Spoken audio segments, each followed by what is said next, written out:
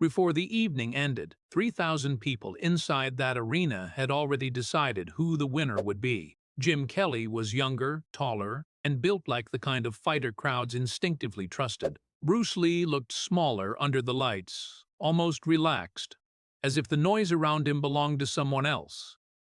The challenge had been loud, public, almost theatrical, but what followed lasted only a few quiet seconds. No shouting, no dramatic exchange, just one movement most people in the arena didn't even see, and afterward, the room filled with thousands only moments before went completely silent.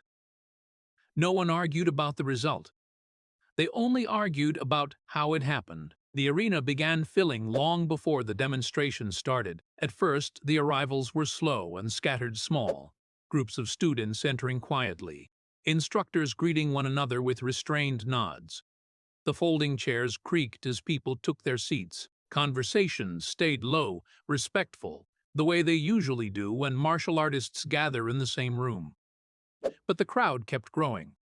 By early evening, the room had changed completely. Rows of seats were filled from the front barrier to the back wall. People stood along the sides where space allowed. Some leaned against pillars just to keep a clear view of the floor. Nearly 3,000 people had come. Not all of them knew exactly why. Some had heard that Bruce Lee would be demonstrating techniques that evening. Others came because of the growing reputation surrounding him. Word had been moving quietly through martial arts schools for months, stories about unusual training methods, about speed that seemed difficult to measure, about sparring sessions that ended faster than most people expected. But reputation can move in different directions at once. Among fighters who had seen Bruce Lee train privately, the respect was already settled. They spoke about his movement with a certain caution, as if describing something that did not behave the way traditional techniques usually did. Outside those circles, however, opinions were less certain.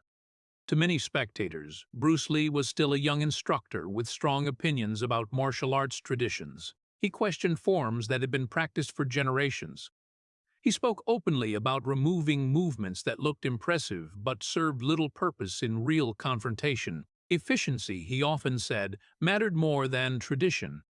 Some instructors in the crowd did not appreciate that philosophy. For them, martial arts carried history and structure. Forms existed not just for combat, but for discipline and continuity. Hearing someone dismiss parts of that tradition sounded almost disrespectful. So people arrived that evening carrying different expectations. Some believed they would witness something extraordinary. Others expected a talented but overconfident teacher who relied too heavily on speed and reputation. Most of the audience simply waited to see. Near the edge of the demonstration floor, Bruce Lee stood quietly with two organizers. From a distance, he did not appear imposing. He wore simple black training clothes, loose enough to allow movement, plain enough to avoid attention. He did not look toward the crowd. Instead, he seemed to be observing the room itself, the lighting above the floor, the distance between the front row and the barriers, the texture of the wood beneath his feet. Those who had trained with him recognized the habit immediately. Bruce Lee rarely treated demonstrations as performances. Even in public settings, he studied the environment first, adjusting himself to the space before anything began. Meanwhile, the program continued. Several martial arts schools presented demonstrations before him. Karate practitioners performed precise forms, their movements sharp and synchronized. A judo group followed with controlled throws, each technique executed with practiced timing. The audience applauded politely. But the attention in the room never fully settled on those demonstrations. People were waiting for the final segment. When the last group finished, one of the event organizers stepped into the center of the floor. His voice echoed unevenly through the speakers as he introduced the final presenter of the evening, Bruce Lee. The applause that followed was strong but measured, not the roar given to a champion everyone already trusted. More the reaction given to someone the crowd was still studying. Bruce Lee stepped forward onto the floor. He bowed slightly toward the audience. The gesture was brief and unceremonious, almost casual. Then he stood still. No speech. No dramatic introduction. Just quiet composure under the lights. For a few seconds, the arena settled into an unusual silence. 3,000 people watching, waiting. They believed they were about to see a demonstration, but within a few moments, the evening would change direction completely, because somewhere near the edge of the crowd, another fighter had already begun moving toward the floor. From the back half of the arena, movement began that at first looked ordinary. One man stepping forward between rows of chairs. People shifted slightly to let him pass. Some barely noticed him at all. The attention of the crowd was still fixed on the open floor, where Bruce Lee stood waiting. But the man walking forward was not unknown. A few spectators recognized him immediately. Jim Kelly. Even before his later fame in martial arts films, Kelly had already developed a reputation inside American karate circles. He was tall, powerful, and carried himself with the quiet confidence of someone used to physical competition. Where Bruce Lee appeared compact and relaxed, Kelly's build was unmistakably athletic. Long limbs, broad shoulders, the kind of physique that crowds instinctively associate with strength. As he moved closer to the demonstration area, more heads turned, not because he was behaving aggressively. In fact, his posture was calm. His expression was composed, but there was something deliberate about the way he approached the floor. He wasn't drifting forward out of curiosity. He was walking with purpose. At first, the organizers near the edge of the demonstration space looked uncertain. Public exhibitions often attracted enthusiastic participants, and it wasn't unusual for students to step forward hoping to interact with the presenter. But this felt different. Kelly did not stop at the barrier. Instead, he stepped calmly around it and onto the edge of the floor.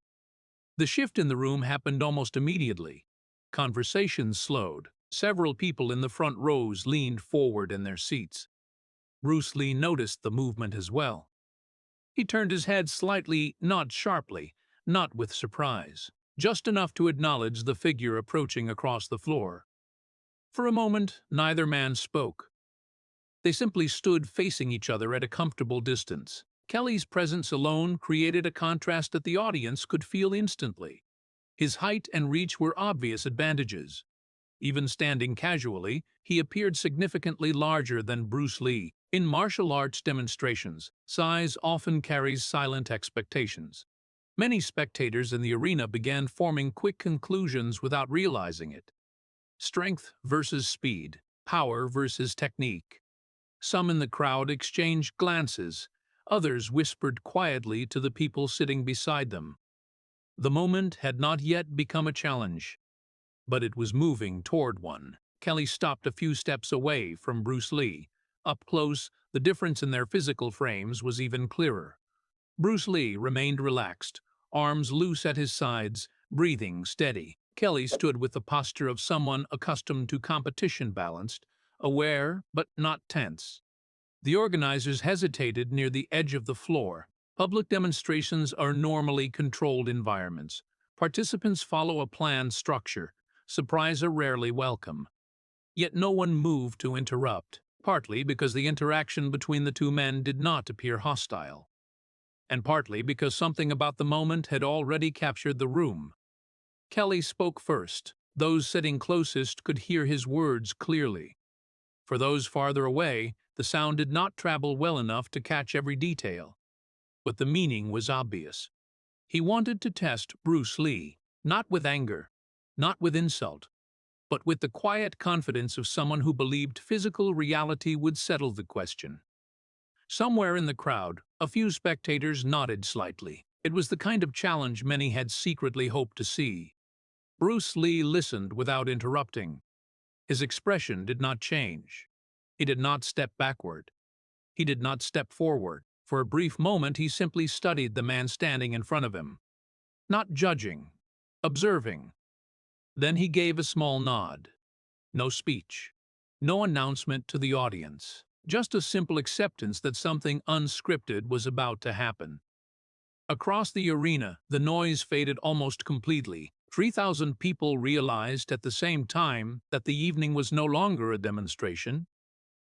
It had quietly become something else. When Bruce Lee nodded, The shift inside the arena was immediate. No announcement had been made. No official match had been declared. Yet everyone present understood that something real was about to happen. The quiet spread gradually through the crowd, moving from the front rows toward the back. Conversations stopped mid-sentence. People who had been leaning casually in their chairs straightened without realizing it. 3,000 spectators suddenly found themselves watching two men standing on an empty floor. No referee, no rules being explained. Just distance. Jim Kelly took a slow step back, giving the space between them a little more room to breathe. It was the natural movement of someone preparing for physical engagement. His posture adjusted almost automatically, feet balanced beneath him, shoulders squared but not rigid. From the audience, the physical difference between the two fighters was impossible to ignore. Kelly's reach alone appeared significant. His arms seemed longer, his stance naturally wider. To many observers, the outcome already felt predictable. Size has always carried quiet authority in combat sports. Several spectators began whispering to each other again, though the voices were low enough that they blended into a soft murmur. Too much reach. Too big. Lee's fast, but look at the difference. These weren't insults. They were simple calculations people make when they watch fighters standing side by side. In many martial arts traditions, weight classes exist for exactly this reason. Yet the man being measured in those quiet conversations did not appear concerned. Bruce Lee stood almost exactly where he had been before the challenge began. His posture remained relaxed. Arms loose, shoulders low. He did not circle. He did not raise his hands dramatically. To someone unfamiliar with his training style, he might have looked almost unprepared. But the fighters in the audience noticed something different. A few experienced practitioners sitting near the front exchanged subtle glances. Bruce Lee's weight distribution had changed. It was a small adjustment barely visible to most of the crowd, but it shifted the center of his balance slightly forward. His stance no longer belonged to a demonstration posture. It belonged to engagement. Across from him, Jim Kelly observed the same detail. Kelly had not stepped forward aggressively. In fact, he appeared patient, studying Bruce Lee with careful attention. Like many competitive fighters, he understood that the opening moment of any exchange often reveals more than the rest of the encounter. Distance, timing, reaction speed. He was looking for those things. The arena remained quiet. One of the organizers near the edge of the floor glanced nervously toward the others, as if silently asking whether they should intervene, but no one moved. Interrupting now would have felt unnatural. The moment had already taken shape. A strange stillness settled over the room. 3,000 people watching two men who were barely moving. Yet the tension felt stronger than during any demonstration earlier that evening. Bruce Lee finally shifted his gaze upward, meeting Kelly's eyes directly. It was not a confrontational look, more like acknowledgement. Then he made the smallest movement of the entire exchange, one step forward. Not fast, not threatening. Just enough to reduce the distance between them by a fraction.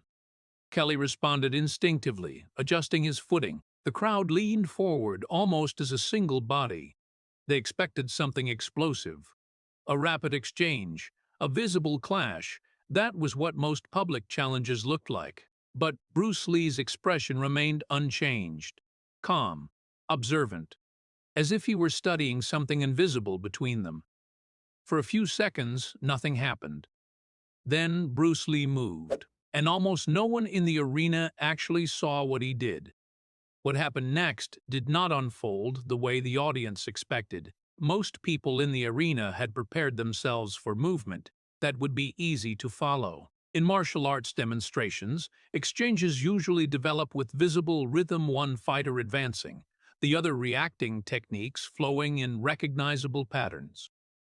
This moment had none of that. For a brief second, Bruce Lee and Jim Kelly were still. Then Bruce Lee moved. Not with a dramatic step or a sudden shout. There was no visible buildup, no wide motion to signal the beginning of an attack. The movement was so small that many spectators did not even register that it had begun. Later, Witnesses would disagree about what they thought they saw. Some believed Bruce Lee stepped inside Kelly's reach first. Others insisted his hand moved before his feet. A few claimed there had been a faint something subtle that shifted Kelly's attention for a fraction of a second. But those details would remain uncertain. What everyone agreed on was the result. Bruce Lee crossed the distance between them almost instantly. To the crowd, it looked less like a charge and more like a sudden adjustment of space. One moment, he was standing several feet away. The next moment, he was inside Kelly's reach. The technique itself was compact. A single movement delivered with precision, direct, efficient, and completely free of unnecessary motion. There was no wide swing, no exaggerated stance. Just contact. It happened so quickly that the arena produced a strange sound, a short collective gasp that rose and disappeared almost immediately. Jim Kelly reacted on instinct. His body shifted backward a half step as he absorbed what had just happened. Not a fall, not a dramatic collapse. Just a clear physical acknowledgement that the exchange had already ended. Bruce Lee did not follow with a second strike. He had already stepped back. That part confused many spectators even more. Instead of pressing forward, instead of continuing the confrontation, he simply returned to the same calm posture he had held earlier. Arms relaxed, breathing steady, as if nothing unusual had occurred. Jim Kelly remained standing where he was. For a moment, he looked down toward the point of contact, then back up toward Bruce Lee. The expression on his face was not anger or embarrassment. It was recognition. Competitive fighters understand timing better than anyone. They can feel when an opening has been taken before their own body had the chance to respond. Kelly had felt it clearly. The crowd, however, needed a few seconds longer. From the seats in the middle rows, the exchange had been almost impossible to follow. Many people had blinked at exactly the wrong moment. Some spectators leaned toward the person sitting beside them, quietly asking the same question. What just happened? A few instructors near the front had seen enough. They understood the mechanics behind the movement. The sudden entry, the precision of the strike, the way Bruce Lee had already controlled the distance before Kelly's body had time to react. One of them slowly exhaled through his nose. Across the floor, Bruce Lee gave a small, respectful nod. No celebration. No raised hands. Nothing that suggested he had just proven a point. Jim Kelly returned the nod almost immediately. The exchange between them lasted only a second longer. Then both men relaxed their posture at the same time, as if an unspoken agreement had settled the moment. The arena, however, had not yet caught up with what had happened. Thousands of people were still processing the same quiet realization. The challenge had been answered, and it had taken only a few seconds. But the most unusual part of the evening was not the movement itself. It was what happened to the crowd afterward. Because slowly, almost reluctantly, the entire arena began to fall silent. For a few seconds after the exchange, the arena remained strangely unsettled. Not loud, not quiet, just uncertain. 3,000 people had come expecting a demonstration, maybe even a prolonged contest between two skilled fighters. What they had witnessed instead was something far shorter and far more difficult to interpret. The crowd had not seen a dramatic clash. They had seen an answer, and the speed of that answer left many spectators unsure how to react. In the front rows, several instructors were already nodding slowly to themselves. They had watched closely enough to understand what had happened inside that brief movement. Distance had been taken. Timing had been controlled. The exchange had ended before a second action could even begin. For experienced martial artists, that kind of precision carried a very specific meaning. Across the floor, Jim Kelly stood still for another moment. His posture relaxed again. The initial adjustment he had made after the strike was gone. His breathing had settled. He looked at Bruce Lee with an expression that carried neither frustration nor embarrassment. Instead, there was something quieter. Recognition. Fighters rarely need explanations when they feel a technique land with perfect timing. The body understands before the mind begins its analysis. Kelly had stepped forward believing that strength and reach would naturally create advantage. That assumption had not been unreasonable. In most confrontations, size does influence the outcome, but this moment had shown something different. Bruce Lee had not tried to overpower him. He had simply removed the space where power mattered. Several witnesses later recalled the way Kelly gave a small smile before lowering his head slightly. It was not a dramatic gesture, just a brief acknowledgement between two practitioners who understood what had occurred. Bruce Lee returned the gesture with the same calm respect. No words were exchanged loudly enough for the audience to hear, but the meaning between them was clear enough. The moment was finished. Around the edges of the arena, the organizers finally relaxed their posture. The tension they had been carrying since the challenge began slowly disappeared. Whatever uncertainty they had felt earlier was now gone. Nothing had turned chaotic. Nothing had escalated. The encounter had ended almost as quietly as it had begun, but the audience still needed time. Small conversations began forming in pockets throughout the seats. Some spectators tried to reconstruct the movement they thought they had seen. Hands moved through the air as they attempted to demonstrate it to the person sitting beside them. No, he stepped inside first. I think it was the hand. No, he moved before Kelly reacted. The explanations never fully matched.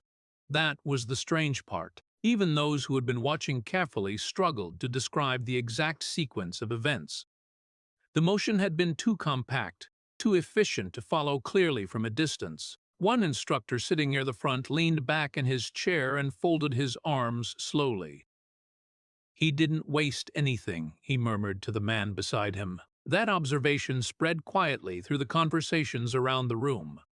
No wasted movement, no unnecessary force, just a single decision made at exactly the right moment. Meanwhile, Bruce Lee had already stepped back toward the center of the floor, as if preparing to continue the demonstration program that had been scheduled earlier. He showed no sign of treating the encounter as something extraordinary. For him, it had been a brief answer to a simple question. The audience, however, would not forget it so easily, because what lingered in the arena was not excitement. It was silence, a reflective silence that slowly settled over the room as thousands of people began to realize they had just witnessed something difficult to explain. Not aggression, not spectacle, something quieter than that, something closer to understanding. When the exhibition continued that evening, the atmosphere inside the arena had changed in a way that was difficult to describe. The demonstration schedule resumed. Techniques were shown, students participated. Applause returned in brief waves of appreciation, yet the earlier moment remained present in the room, like a quiet echo that people could not ignore. Spectators who had arrived expecting spectacle now watched more carefully. Their attention had shifted from visible technique to something smaller: timing, balance, distance. The exchange between Bruce Lee and Jim Kelly had lasted only a few seconds, but it had quietly altered the way the audience was observing everything that followed. Many in the crowd would later admit that they remembered very little of the demonstrations that came afterward. What stayed with them was that short moment in the center of the floor, the calm acceptance of a challenge, the absence of anger, and the way the encounter had ended before it could become a contest. Bruce Lee finished the program the same way he had begun it, without ceremony. When the event concluded, he spoke briefly with organizers and a few instructors who approached him. His tone remained relaxed, almost casual. For him, the evening had not been extraordinary. It had simply been another demonstration of movement. Jim Kelly left the floor with the same composure. Witnesses remembered that he did not appear upset or defensive. In fact, several people later recalled him discussing the moment with curiosity rather than frustration. That reaction carried its own quiet lesson. In martial arts, respect often emerges from recognition rather than victory. Fighters understand that skill reveals itself most clearly in moments where ego disappears. What happened that evening was not humiliation, it was clarity, and clarity, once experienced, is difficult to forget. Over the following years, the story of that encounter began to circulate among martial artists. Not loudly at first, it moved through training halls and private conversations, shared by those who had been present. The details varied slightly with each retelling. Some remembered the distance differently, others described the movement with their own interpretations. But the central memory remained consistent. 3,000 people had watched two fighters stand in the same space. One brief movement had answered the question, and afterward the arena had fallen silent.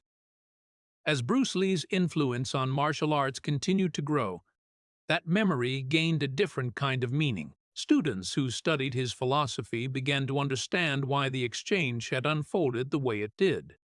He had never believed that martial arts were about dominating an opponent. To him, they were about removing what was unnecessary, removing wasted motion, removing hesitation, removing the illusion that strength alone determined the outcome. The moment with Jim Kelly illustrated that philosophy without needing explanation. It showed that efficiency could overcome size, that calm observation could replace aggression, and that the most decisive actions were often the smallest ones. Years later, people who had been inside the arena still spoke about the quiet that followed the exchange. Not the gasp that came when Bruce Lee moved, not the scattered conversations afterward, but the silence, that strange pause when 3,000 people realized they had just seen something too simple to fully explain. In that silence, the lesson revealed itself without words. Mastery did not need to shout. It only needed to appear once, and disappeared just as quietly.